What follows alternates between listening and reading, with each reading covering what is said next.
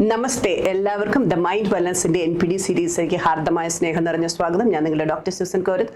നമ്മുടെ NPD series എല്ലാം തന്നെ അവയർനെസ്സിനായിട്ടുള്ളതാണ്. നിങ്ങൾ ആരും അതിനെ ഡയഗ്നോസ് ചെയ്യാനായിട്ട് ഉപയോഗിക്കരുത്. എന്തെങ്കിലും സംശയം ഉണ്ടെങ്കിൽ നല്ലൊരു എക്സ്പേർട്ടിന്റെ സഹായം തേടുക. അപ്പോൾ നമ്മുടെ ഇന്നത്തെ ടോപ്പിക്കിലേക്ക് നമുക്ക് കിടക്കാം. ഇന്ന് നമ്മൾ പറയാൻ ഉദ്ദേശിക്കുന്നത് എല്ലാവരും ചോദിക്കാറൊരു കാര്യമാണ്, how to report verbal abuse. ഒരു വെർബൽ അബ്യൂസ് നടന്നു കഴിഞ്ഞാൽ പലപ്പോഴും അതിനെ നമുക്ക് കോമ്പറ്റന്റ് ആയിട്ടുള്ള അതോറിറ്റിയുടെ മുമ്പിൽ നമുക്ക് പ്രസന്റ് ചെയ്യാനായിട്ട് നല്ല ബുദ്ധിമുട്ടായിട്ടുള്ള കാര്യമാണ്. അതെങ്ങനെ വേണം എന്നുള്ളത് പലരും ചോദിക്കാറുണ്ട്. എങ്ങനെയാണ് ഞാനൊന്ന് പ്രസന്റ് ചെയ്യുക, എനിക്ക് അതിന്റെ ഒതന്റിക് ആയിട്ട് അത് പ്രസന്റ് ചെയ്ത് എനിക്ക് മറ്റേ ആളുടെ മുമ്പിൽ അതങ്ങനെ നടന്നു എന്നും അതെനിക്ക് കോൺഫിഡന്റ് ആയിട്ട് പ്രസന്റ് ചെയ്യാൻ പറ്റുക എന്നുള്ളതും എങ്ങനെയാണെന്നുള്ളത് ചോദിക്കാറുണ്ട്. അതാണ് നമ്മൾ ഇന്ന് നോക്കുന്നത്.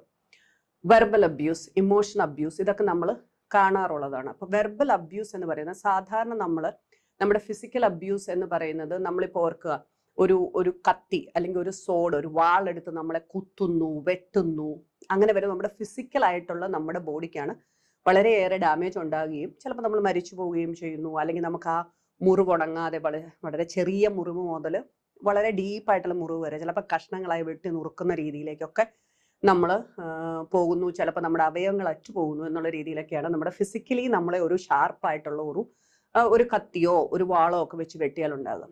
ഇതേപോലെയാണ് മൈൻഡിന് വെർബൽ അബ്യൂസ്.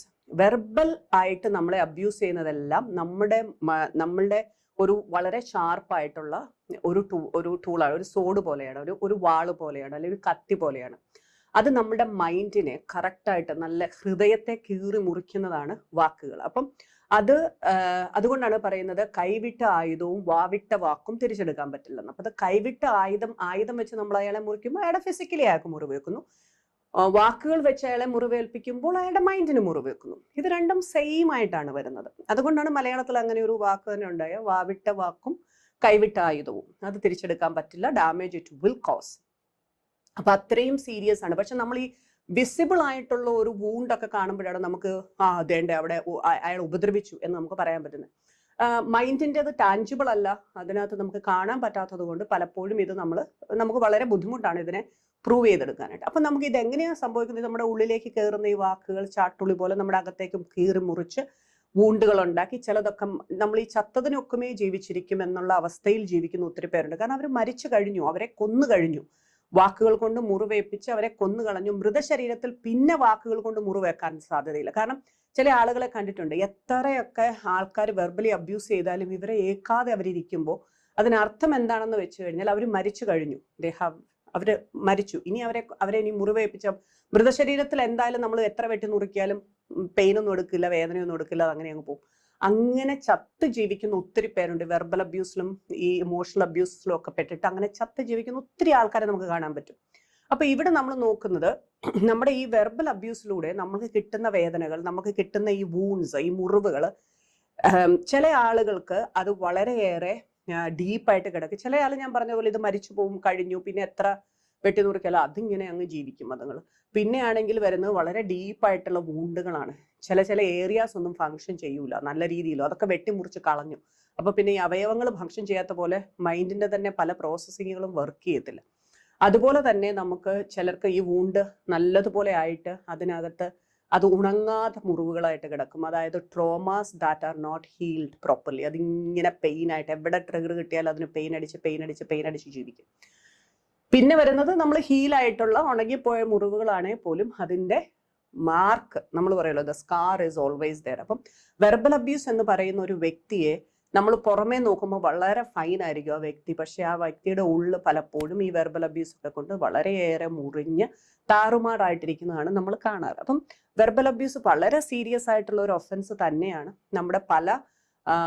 നമ്മുടെ ഈ ലാൻഡിലും, അതായത് പല കൺട്രീസിലും വെർബൽ അബ്യൂസിനെതിരായിട്ട് ലോസ് ഉണ്ട്. നമ്മുടെ ഇന്ത്യയിലുള്ള ലോകൾ എന്ന് പറയുമ്പോഴത്തേനും അതിനകത്ത് നമുക്ക് ഇംപ്രിസൺമെന്റ്, ഫൈന്, അല്ലെങ്കിൽ രണ്ടും കൂടെ ചേർന്നിട്ടാണ് ഒരു വെർബൽ അബ്യൂസ് നടത്തി എന്നറിഞ്ഞു കഴിഞ്ഞാൽ നമ്മൾ ഈ വെർബൽ അബ്യൂസ് എന്ന് പറയുമ്പോൾ നമ്മളെ ഇങ്ങനെ ഭയങ്കരമായിട്ട് മാതാപിതാക്കൾക്ക് വിളിക്കുക, അല്ലെങ്കിൽ നമ്മളെ ചീത്ത പേര് വിളിക്കുക, അല്ലെങ്കിൽ നമ്മളെ ഭയങ്കരമായിട്ട് ഡിമീൻ ചെയ്ത് കാണിക്കുക, നിന്നെയൊക്കെ എന്തിനു കൊള്ളാം, നീയൊക്കെ എവിടെ കിടന്ന, അങ്ങനെയൊക്കെ പറയുന്ന കാര്യങ്ങളെല്ലാം വെർബൽ അബ്യൂസാണ് കേട്ടോ. അതല്ല, തെറി വിളിക്കുന്നത് മാത്രമല്ല വെർബൽ അബ്യൂസ്. അതല്ലാതെ ഇതെല്ലാം, ഒരാളെ ചീത്ത വിളിക്കുന്നത്, ഒരാളെ സ്വെയർ ചെയ്യുന്നത്, അല്ലെങ്കിൽ നമ്മൾ പറയത്തില്ലേ ശപിക്കുന്നത്, ശാപവാക്കുകൾ ഉപയോഗിക്കുന്നത്, അല്ലെങ്കിൽ നിങ്ങളെ ഒന്നിനും കൊള്ളത്തില്ല, നിന്നെ ഒന്നും അങ്ങനെ ചെയ്യുന്നത്, ബുള്ളി ചെയ്യുന്ന എല്ലാം വെർബൽ അബ്യൂസിനകത്ത് വരുന്ന കാര്യങ്ങളാണ്. അപ്പം വെർബൽ അബ്യൂസിന്റെ അതിന്റെ ഇന്റൻസിറ്റി അനുസരിച്ച് അതിന് വരുന്ന ശിക്ഷകൾക്കും വ്യത്യാസങ്ങൾ വരും. അതിന്റെ the number of times it happened അല്ലെങ്കിൽ ഡ്യൂറേഷനും ഒക്കെ വെച്ചിട്ട് അതിന്റെ ശിക്ഷയ്ക്ക് വ്യത്യാസങ്ങൾ വരും. സംരക്ഷിക്കുന്നവരാണ് പ്രത്യേകിച്ച് വെർബൽ അബ്യൂസ് ചെയ്ത് ഒരാളെ താറുമാറാക്കുന്നതെങ്കിൽ തീർച്ചയായിട്ടും അതിന് ശിക്ഷ ശരിക്കും കൂടുതലായിട്ട് കൊടുക്കും. അതുപോലെ തന്നെ നമ്മൾ പറയുമ്പോൾ ഈ ഇന്ത്യൻ പീനൽ കോഡിൽ പറയുന്ന കാര്യങ്ങൾ അനുസരിച്ച് പ്രത്യേകിച്ച് അത് ആണുങ്ങളായാലും പെണ്ണുങ്ങളായാലും ഇങ്ങനെയാണ് വെർബൽ അബ്യൂസിൽ വരുന്നത്. പ്രത്യേകിച്ച് സ്ത്രീകൾക്ക് വേണ്ടിയിട്ട് സ്ത്രീകളുടെ മോഡസ്റ്റി അല്ലെങ്കിൽ അവളുടെ അഭിമാനത്തെ, അവളുടെ ആ അന്തസ്സിനെ ചോദ്യം ചെയ്യുന്ന രീതിയിലുള്ള ഏത് രീതിയിലുള്ള ഒരു അറ്റാക്ക് ഉണ്ടായാലും, വെർബലി അറ്റാക്ക് ഉണ്ടായാലും അതിനെ വെർബൽ അബ്യൂസ് ആയിട്ട് തന്നെ കാണും. അതിന് ഇതുപോലെ തന്നെ ഇംപ്രിസൺമെന്റും ഫൈനും അല്ലെങ്കിൽ രണ്ടും കൂടെ ഒന്നിച്ചുള്ള ശിക്ഷ ഉണ്ടായിരിക്കുന്നതാണ്. അതുപോലെ തന്നെ protection of women from domestic abuse act ഉണ്ട്. അതിനകത്ത് വീട്ടുകാരോ അവരുടെ അസോസിയേറ്റ് ആയിട്ടുള്ള അവരുടെ കൂടെ നിൽക്കുന്നവരോ ബന്ധുജനങ്ങളോ ആര്, ഭർത്താവ് വേണം നിർബന്ധമൊന്നുമില്ല, ഏത് വ്യക്തി വീട്ടിലുള്ള ആര് അവരെ വെർബലി അബ്യൂസ് ചെയ്താലും അതിന് തെളിവ് മാത്രം മതി, അത് നമ്മൾ പറഞ്ഞാൽ മതി. അതനുസരിച്ച് അത് റിപ്പോർട്ട് ചെയ്യപ്പെട്ട് കഴിഞ്ഞാൽ തീർച്ചയായിട്ടും അതിൻ്റെ മേളിൽ നടപടി ഉണ്ടാകും. അത് ഭർത്താവിൻ്റെ പെങ്ങളായാലും ശരി, അമ്മായിയമ്മയായാലും ശരി, അമ്മായിയപ്പനായാലും ശരി, മരുമക്കളായാലും ശരി, ബന്ധുജനങ്ങളായാലും ശരി, നെയ്ബേഴ്സ് ആയാലും ശരി, ആരായാലും ശരി. ആൻഡ് അത് punishable under the Indian penal code ഇതിനകത്ത് വരുന്നതാണ്. അത് protection of women from domestic abuse ആക്ടിനകത്ത് വരുന്ന ഒരു കാര്യമാണ് എന്നാണ് എനിക്ക് മനസ്സിലാക്കാൻ സാധിച്ചിട്ടുള്ളത്. അതുപോലെ നമ്മൾ ഇതെങ്ങനെ റിപ്പോർട്ട് ചെയ്യുമെന്ന് ചോദിച്ചാൽ എല്ലാവർക്കും അറിയാം, ഡൊമസ്റ്റിക് അബ്യൂസ് ഭയങ്കര ഡിഫിക്കൽട്ടാണ്. ഫിസിക്കൽ അബ്യൂസ് പോലെ പുറമേ കാണിച്ചു കൊടുക്കാനൊന്നും ഇല്ലാത്തത് കൊണ്ട് നിങ്ങൾ വളരെ ലോജിക്കലായിട്ട്, വളരെ അസേർട്ടീവായിട്ട്, കാര്യങ്ങൾ വളരെ കോൺഫിഡൻ്റ് ആയിട്ട്, വളരെ സിസ്റ്റമാറ്റിക് ആയിട്ട്, ഒത്തൻറ്റിക് ആയിട്ടാണ് നിങ്ങളത് പ്രസൻറ്റ് ചെയ്യേണ്ടത്. നിങ്ങളതിനെ പ്രസൻറ്റ് ചെയ്യുമ്പോൾ തീർച്ചയായിട്ടും നിങ്ങളതിനകത്ത് ഏകദേശം നടന്ന സമയം, ഇന്ന കാലഘട്ടത്തിൽ അല്ലെങ്കിൽ ഇന്ന സമയത്ത് ഇന്ന ആളുകൾ ഇൻവോൾവ് ആയിരുന്നപ്പോൾ, ഇന്ന കാലഘട്ടത്തിൽ ഇന്ന ആളുകൾ ഇൻവോൾവ് ആയിരുന്നപ്പോൾ, ഇന്ന സ്ഥലത്ത് വെച്ച് ഒരു പെർട്ടിക്കുലർ കാര്യം ഉണ്ടായപ്പോൾ ഈ വ്യക്തി എന്നോട് പറഞ്ഞ കാര്യങ്ങൾ 1, 2, 3, 4. ചിലപ്പോൾ നമ്മളൊരു കാര്യം നമ്മുടെ ഫോർ എക്സാമ്പിൾ ആയിട്ട് പറയുകയാണെങ്കിൽ വീട്ടിലെ കുറച്ച് സാമ്പത്തിക കാര്യങ്ങൾ ഡിസ്കസ് ചെയ്യുന്ന അമ്മായിയമ്മയുണ്ട്, അമ്മായിയപ്പനുണ്ട്, ഹസ്ബൻഡുണ്ട്. ഞാനിപ്പം വൈഫിൻ്റെ സ്ത്രീകൾക്ക് വേണ്ടി മാത്രം പറയുമെന്ന് പറയില്ല, ഞാനൊരു ഉദാഹരണം പറയുകയാണ്. അപ്പോൾ അവിടെ ഇരിക്കുമ്പോഴത്തേനും ഭാര്യ വന്ന്, സാധാരണ നമ്മുടെ നാട്ടിലൊക്കെ നടക്കുന്ന ഒരു സംഭവം ആയതുകൊണ്ട് പറയണം, ഭാര്യ വന്നിട്ട് ഇപ്പോൾ അവരിങ്ങനെ ഡിസ്കസ് ചെയ്യുമ്പോൾ ഭാര്യ അതുള്ള അഭിപ്രായം പറയാനായിട്ട് വരികയാണ് എന്ന് വിചാരിക്കുക. അതുകൊണ്ട് നിന്നെ ആരാടി ഇപ്പം ഇങ്ങോട്ട് വിളിച്ചേ, ഇതിവിടെ ഞങ്ങൾ കുടുംബകാരിയാണ് അന്വേഷിക്കുന്നത്, നിനക്ക് എന്തോ അറിയാം, മിണ്ടാതെ വായും പൂട്ടിരുന്നോണം. ഇതെല്ലാം വെർബൽ അബ്യൂസാണ്. അതായത് നിന്നെ ഇവിടെ ഞങ്ങൾ ആരും ഒരു വ്യക്തിയായിട്ട് കണ്ടിട്ടില്ല, നിന്നെ ഇൻക്ലൂഡ് ചെയ്തിട്ടില്ല ഈ കുടുംബത്ത്. അപ്പൊ എന്ന് പറയുന്നത്, അപ്പൊ ഇതിനകത്ത് നമ്മൾ പറയുന്ന ഇന്ന സമയത്ത് ഇവരിത് ഡിസ്കസ് ചെയ്തുകൊണ്ടിരുന്നപ്പോൾ ഞാനൊരു അഭിപ്രായം ഇന്നതാണ് പറഞ്ഞത്, അതിന് ആ അഭിപ്രായം കേട്ടപ്പോൾ എന്നോട് പ്രതികരിച്ചത് ഈ രീതിയിലായിരുന്നു, അന്ന് ഉപയോഗിച്ച വാക്കുകൾ ഇത് നീയൊക്കെ പൈസ കണ്ട് വളർന്നതാണോടി, നിന്റെ അപ്പനുണ്ടാക്കി വെച്ചതാണോടി ഇവിടെയുള്ള, നീ വന്നിട്ട് അഭിപ്രായം പറയാൻ, ഇങ്ങനെ പറഞ്ഞിട്ടുള്ള പല പല കാര്യങ്ങളും 1, 2, 3, 4 എന്ന് പറഞ്ഞ് കറക്റ്റായിട്ടാണ് നമ്മളത് മെൻഷൻ ചെയ്യേണ്ടതും പറയേണ്ടതും. എന്നിട്ട് ഇത് പറയുന്നത് ചുമ്മാ അങ്ങോട്ട് നമ്മുടെ ആൾക്കാരെല്ലാം ഇതന്നെ എന്നും വെർബൽ അബ്യൂസ്, എന്നും മനുഷ്യനെ ഇങ്ങനെ അതൊന്നും നടക്കൂല. ഇങ്ങനെയൊന്നും നമുക്ക് വേഗായിട്ടോ ജനറിക് ആയിട്ടോ ഒരു കാര്യം പറഞ്ഞ ഒരാളെയും നമുക്ക് അത് പ്രസന്റ് ചെയ്തിട്ട് ഒരു ഒതന്റിക് വേയിൽ പ്രസന്റ് ചെയ്യാൻ പറ്റൂല. അതുകൊണ്ട് തന്നെ നിങ്ങൾ അങ്ങനെ ചെയ്യാൻ പാടില്ല. അതിന് പകരം വളരെ ഒതന്റിക് ആയിട്ട് നിങ്ങളിത് പ്രസന്റ് ചെയ്യണം.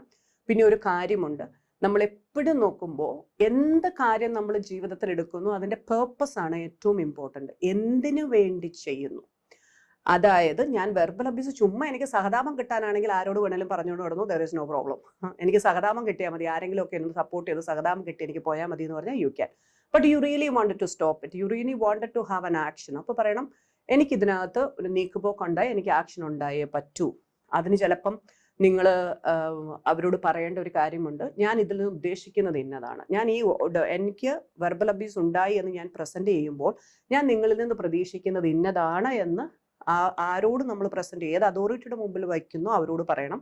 അതുപോലെ തന്നെ വാട്ട് ആർ ദ കോൺസിക്വൻസസ് എന്ന് വളരെ ക്ലിയർ ആയിട്ട് നമുക്ക് ഉണ്ടായിരിക്കും. ഇതിൽ നിന്ന് വരുന്ന പിന്നെ നമ്മൾ പറയത്തില്ല, അതിൻ്റെ റിസൾട്ടായിട്ട് വരുന്ന കാര്യങ്ങൾ എന്തൊക്കെയാണെന്നുള്ളത് നമ്മൾ അറിയണം. പിന്നെ നമ്മുടെ സബ്സിക്വന്റ് ആക്ഷൻ, അടുത്ത് വരുന്ന നടപടിക്രമങ്ങൾ എന്താണെന്നുള്ളതും നമുക്ക് ക്ലാരിറ്റിയിൽ ഉണ്ടായിരിക്കണം. അപ്പൊ ഇത്രയും കാര്യങ്ങളൊക്കെ അറിഞ്ഞുകൊണ്ടും ഇത്രയും കാര്യങ്ങൾ നമ്മുടെ മനസ്സിൽ എല്ലാ കാര്യങ്ങളെയും മനസ്സിലാക്കിക്കൊണ്ടും വേണം നമ്മളിത് പ്രസന്റ് ചെയ്യാൻ.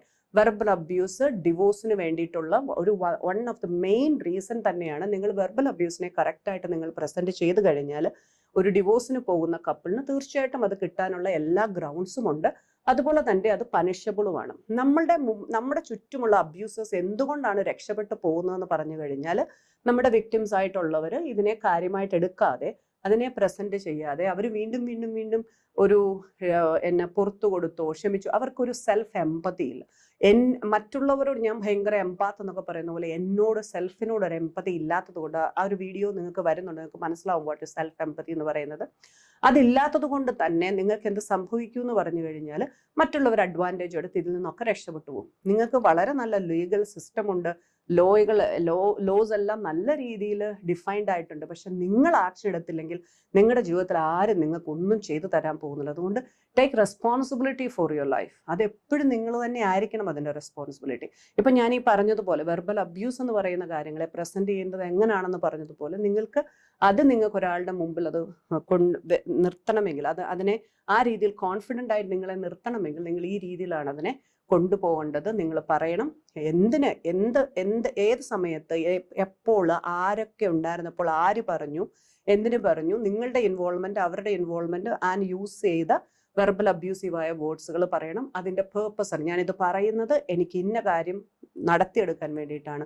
അതിന്റെ കോൺസിക്വൻസ് സബ്സിക്വന്റ് ആക്ഷൻസ് എല്ലാം ക്ലിയർ ആയിക്കൊണ്ട് വേണം നിങ്ങൾ ഇതിനെ പ്രസന്റ് ചെയ്യാൻ. അങ്ങനെ നിങ്ങളുടെ ലൈഫിനെ നിങ്ങൾ ഒരു റെസ്പോൺസിബിൾ ആയി കഴിയുമ്പോൾ മാത്രമാണ് മറ്റുള്ളവർക്ക് പോലും നിങ്ങളോട് എന്തെങ്കിലും സപ്പോർട്ടോ സഹായമോ. കാരണം യു ഹാവ് എ ഡിസിഷൻ അല്ലേ, നിങ്ങളൊരു ഡിസിഷൻ മേക്കറാണ്. നിങ്ങൾ റെസ്പോൺസിബിലിറ്റി എടുക്കുന്ന ആളുകളുടെ കൂടെ നിൽക്കാൻ ആർക്കും കുഴപ്പമില്ല. റെസ്പോൺസിബിലിറ്റി എടുക്കാതെ ആരെങ്കിലും മുകളിലേക്ക് ചാരാൻ നിൽക്കുന്നവർക്ക് അവരുടെ കൂടെ നിൽക്കാൻ പലപ്പോഴും ആൾക്കാരും മടിക്കും. അതുകൊണ്ട് തന്നെ take ownership of your life. ഞാൻ എപ്പോഴും പറയുന്നത് പോലെ തന്നെ never abuse anyone, never take abuse, never self abuse. നിങ്ങൾക്ക് എല്ലാവർക്കും പീസ്, ഹാപ്പിനെസ്, പ്രോഗ്രസീവായിട്ട് ജീവിക്കാനുള്ള എല്ലാ അവകാശമുണ്ട്. അതിന് ദൈവം നമ്മളെ എല്ലാം അനുഗ്രഹിക്കട്ടെ.